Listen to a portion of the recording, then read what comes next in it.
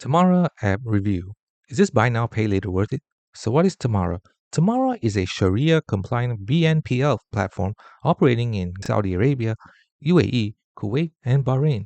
It lets customers pay for purchases either 30 days later or split over 3 to 4 installments, sometimes even up to 12 months, with no late fees. It's already accepted by many brands like IKEA, Shein, and Noon. Now let's look at the key features. It is Sharia compliant with no interest or late fees, though delayed payments may affect your credit. It has small processing fees, up to 1% of the order value, capped, clearly shown at checkout. It covers over 26,000 stores and offers perks through the Farah program and Smart subscription for cashback and discounts. And now for its pros. It has flexible payment options with zero late fees, making it easier to budget. It has fast sign up. You can start using it quickly with just your ID and mobile number.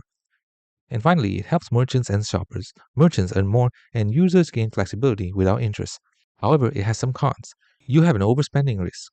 BNPL makes it easier to buy more than you can afford. Customer support issues. Multiple users report account freezes, unexpected charges, and poor refund experiences even after canceling. And finally, potential credit impact. Missing payments on subscription deals like Smart membership can harm your credit.